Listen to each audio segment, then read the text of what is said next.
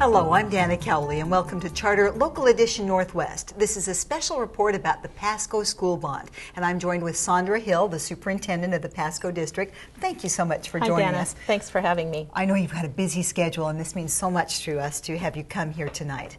You're looking at a bond the school board has decided to put forth. It would be $46.7 million. If it passes, you'd get $38 million in matching money from the state. And then what would the voters get for this, is what would you do with the money? Well, as you may be aware, that Pasco's been one of the fastest growing communities in the nation for much of the last decade. With that growth has come a lot of new students. And this bond would build 3 new large elementary schools to house what the state calls unhoused students who have moved into Pasco over the last decade. And where would you like to place the schools? The district already owns property that the taxpayers approved at the last bond. The first building would be at Road 52 and Power Line. That would be an elementary, and that would open in 2014-15. And that's elementary school number 13. Elementary school number 14 would be a kindergarten center located at Road 60 in Sandifer. And elementary school number 15, we're calling it Whittier West. It will be located on the west side of the Whittier site, which is in East Pasco. We were able to use some cost-cutting measures there. We were able to buy about 1 acre and a third, and the new school and the existing school will share a playground. So we were able to get a school site instead of buying 15 acres. We were able to, by sharing the playground, save money and only buy 1 acre and a third. Very nice. The school 14 and 15 would open in school year 2015-16. Now, if voters approve this, I think for an average $200,000 house, it would cost a taxpayer about $68 more per year. And what value would the voters get out of this? Well, our home values, if that's what you're referring to, our assessed value is linked to the entire community, the community that we live in. And I think it's important for our own home values to show that this community continues to support its children. It has a long history of supporting its children, and now that we've been in such a growth spurt for the last decade and more, that it would say that this community continues to support its children by building the schools that they need. And in that regard, it would also maintain our current housing values. And if we have to look at alternatives, if we cannot build the schools, we'll need to look at alternatives that we are concerned could damage our existing values of our homes.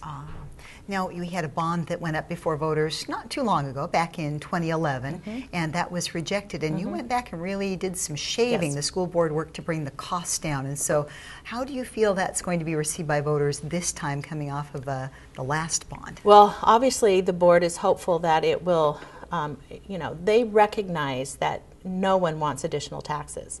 So their job as elected officials is to meet the needs of our growth at a way that's as balanced as possible for our taxpayers.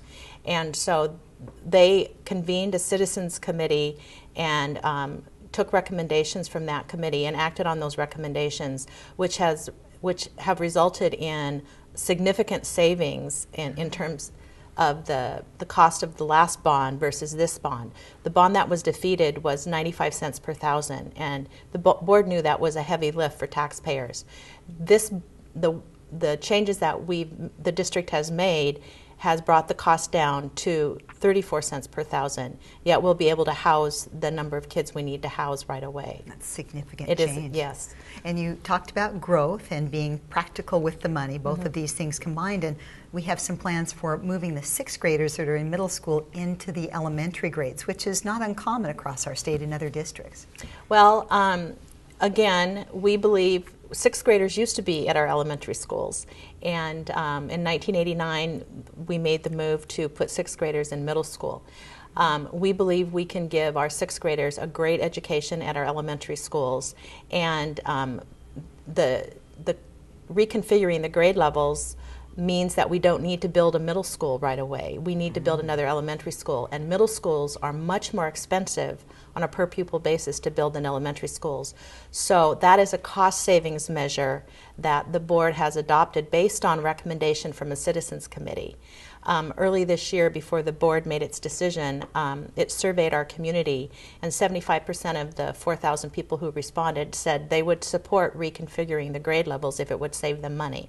So the board listened to the community and made that change. Other cost-saving measures that we use is we have a common design, and we are able to get really good bids on that design because our local contractors have built it 8 times in our district. We build large schools because that means there's a cost efficiency in operations, as well as if we build large schools, we don't need to build as many. So that's another specific cost savings that Pasco does.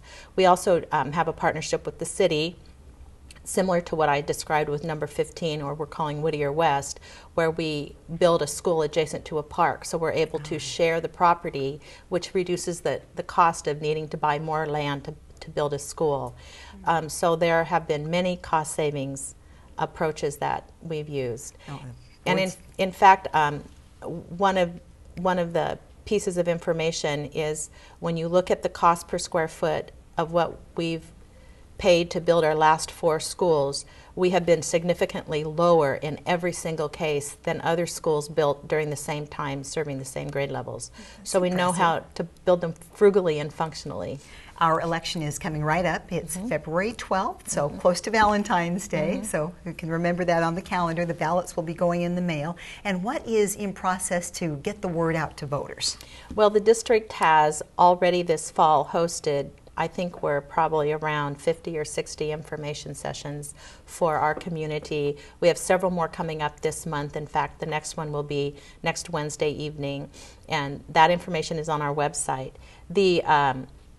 We have a citizens committee that advocates for the bond. It's chaired by Mike Miller, and that committee has been actively working to get the persuasive campaign going. That is not something the district participates in. Our obligation is to try to get the information out. We've sent out information via our community newsletters as well. With the explosive growth that Pasco has had, like you said, for more than a decade, this bond might be needed more in Pasco than bonds in other school districts around our state. And what will it mean to our students if it doesn't pass? We are in a position where we can no longer add portables to our existing facilities.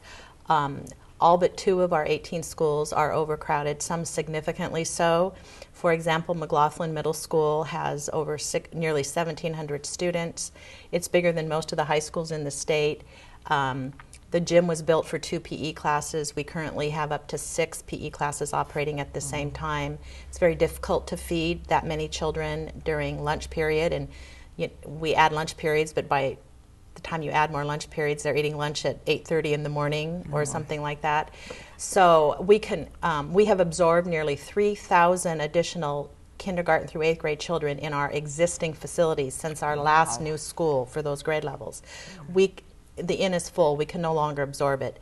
So if the schools cannot be built, we're going to have to look at alternative configurations. So we had a multi-track year-round task force that operated last year. We're looking at double shifting.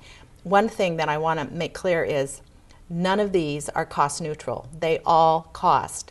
And in our analysis and working with other districts that have had to use multi-track year-round, the cost to implement it in operations, because it costs more, is about the same as the cost would be to pay for the debt service on building the new schools. Oh. So because of the growth, our community is going to have to pay growth costs.